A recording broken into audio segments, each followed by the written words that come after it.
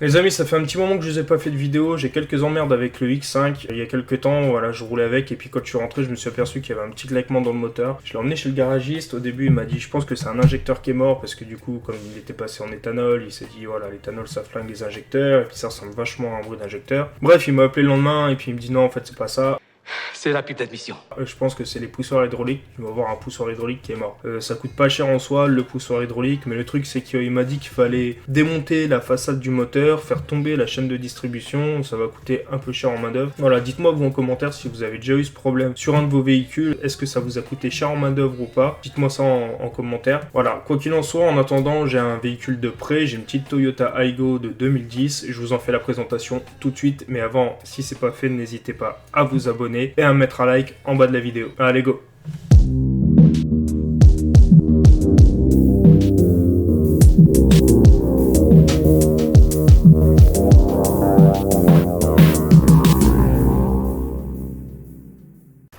Donc voilà les amis, c'est une petite Toyota Aygo de 2010. Voilà, petit véhicule très pratique, notamment en ville. Je vais vous faire la fiche technique. C'est un petit véhicule de 4 chevaux qui développe 68 chevaux. Voilà, on est sur un moteur essence. C'est un 1 litre essence. Voilà, boîte mécanique, 5 rapports. Donc un véhicule qui coûtera pas cher en assurance. Il date de 2010. Bon, voilà, c'est pas hyper vieux non plus. C'est quand même, on va dire, assez récent. Voilà, faut aimer le design. Moi, il me fait beaucoup penser au Peugeot 107, au Citroën C1. Je pense qu'à l'époque, ils étaient construits sur le même châssis. Je sais pas si c'est encore le cas maintenant. Dites-moi si vous êtes au courant de ça. Dites-moi ça dans les commentaires. Voilà. Au niveau des feux, un peu. J'aime beaucoup les feux, moi. Je trouve qu'ils sont assez design. C'était assez design pour l'époque. De toute façon, la forme générale du véhicule, voilà. Faut aimer, hein. Faut aimer, on est sur une citadine vraiment petite.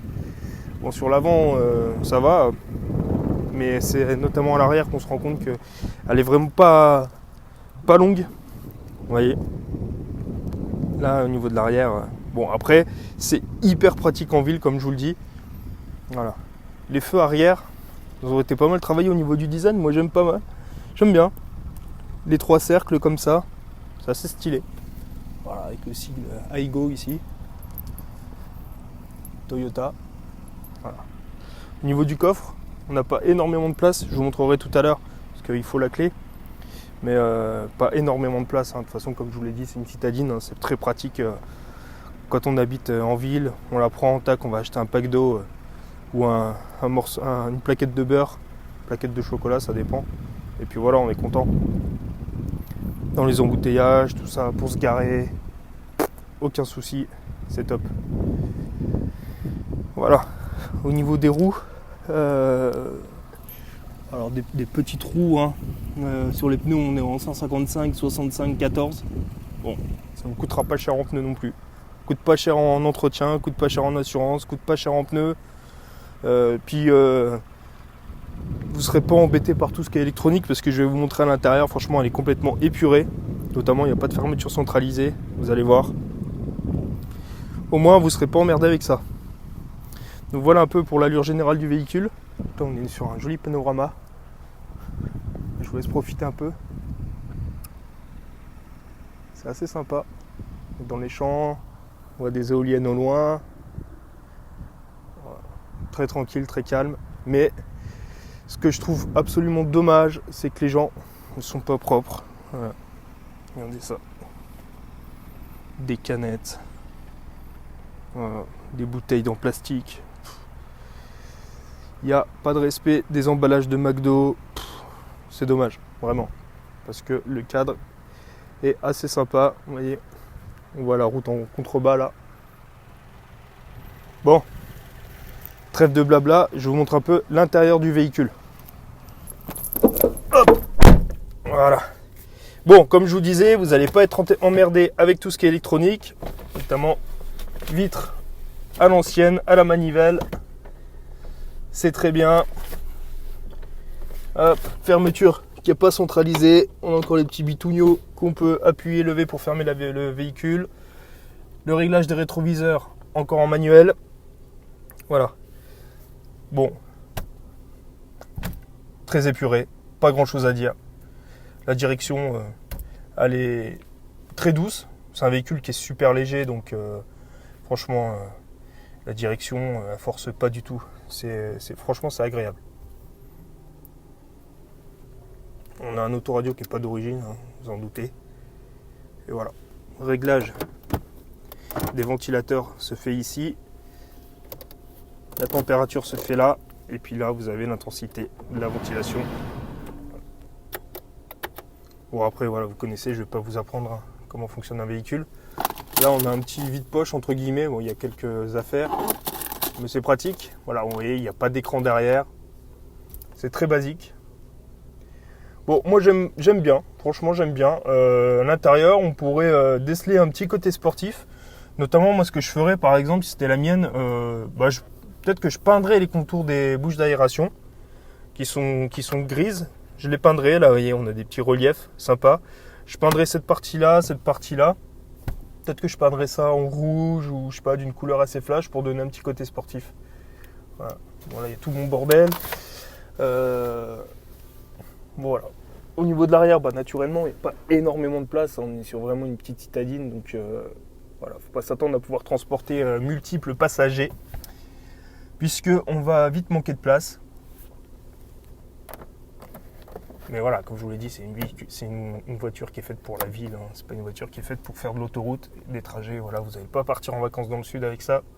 Sauf si vous habitez déjà dans le sud, bien sûr. Un peu bidon ce que je vous dis, mais... Alors le coffre, ça se passe comme ça. Hop, on ouvre avec la clé, on lève. Et vous voyez, pas beaucoup de place. On a le gilet jaune, on a la matraque. Voilà, si quelqu'un nous cherche et qu'on veut en découdre. Voilà. Bon voilà, comme je vous l'ai dit, quoi qu'elle ait un pack d'eau, 2-3 sacs de course, et puis basta, le tour est joué. La plage arrière, elle a été enlevée, elle n'y est plus. Mais voilà. Hop. Tac. Bon voilà, il y a un petit souci au niveau du para, il y a un petit para à faire. Vous allez voir, le volant, il a tendance à rester un petit peu à droite. Bon, ça c'est pas très très grave. Comme je vous l'ai dit, les pneus ils s'usent pas hyper rapidement, donc ça peut attendre un peu. Malgré le fait qu'il ne faille pas non plus trop tarder pour le refaire. Voilà. Alors c'est une boîte méca 5 rapports, hein, comme je vous l'ai dit. Hop.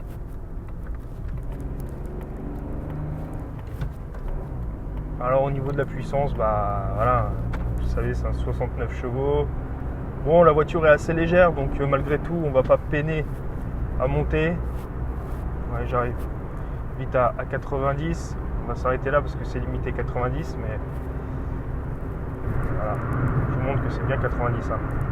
S'il y a des gendarmes parmi vous, voilà, je suis une personne qui respecte les limitations de vitesse. Voilà, on va laisser passer l'excentrique Peugeot 308 3008. Bon voilà, petit changement de vue les amis. Là ça y est, on est en ville.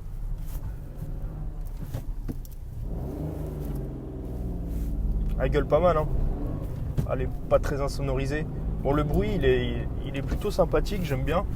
Un bruit assez sportif. Bon, on est sur 69 chevaux, c'est pas une voiture sportive hein, non plus, faut pas se leurrer, mais le bruit quand même assez agréable. Alors on est en ville, elle va se faufiler partout, c'est hyper pratique. Pas de problème pour se garer, pas de problème pour faire les créneaux, pas de problème pour passer dans des petites rues, par exemple quand il y a des camions de garés. Pas de problème pour doubler ce cycliste excentrique. Voilà. C'est pratique. Le passage des vitesses, il se fait tout seul.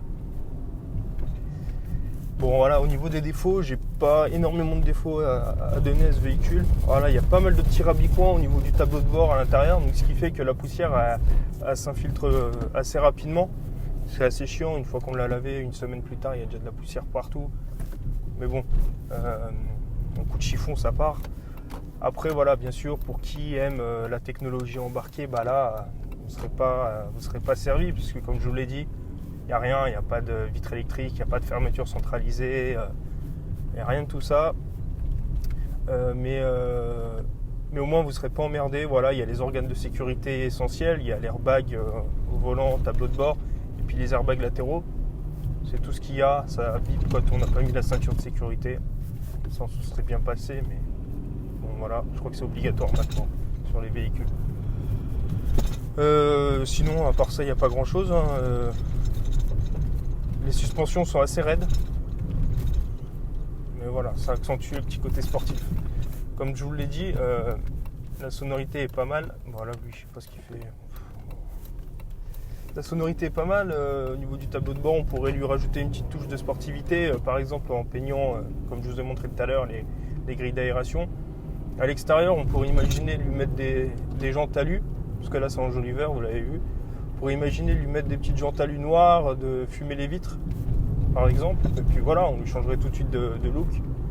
Ça pourrait être pas mal. Donc ouais, franchement, pour des jeunes permis qui veulent une petite voiture pratique en ville et avec un peu d'allure, bah ouais, ça pourrait être une bonne solution. Et voilà les amis, cette vidéo est maintenant terminée, j'espère que ça vous aura plu, comme d'hab. Je vous ferai rapidement une nouvelle vidéo pour vous donner des nouvelles du X5. Voilà, savoir ce qu'il en est. J'ai peur qu'il soit foutu en fait, que ça me coûte plus cher de réparation que de le revendre. Donc, que ça me coûterait plus cher de réparation. Comment on dit ? Ça me coûterait plus cher de réparation que la valeur du véhicule, voilà, vous avez compris. Ouais, ça me fait un peu peur, mais bon, c'est un véhicule que j'aime, franchement, je l'adore, ce X5. Ça me fait un peu flipper, bon, on verra comment ça se passe. Et puis, je vous tiendrai au courant. Allez, à plus.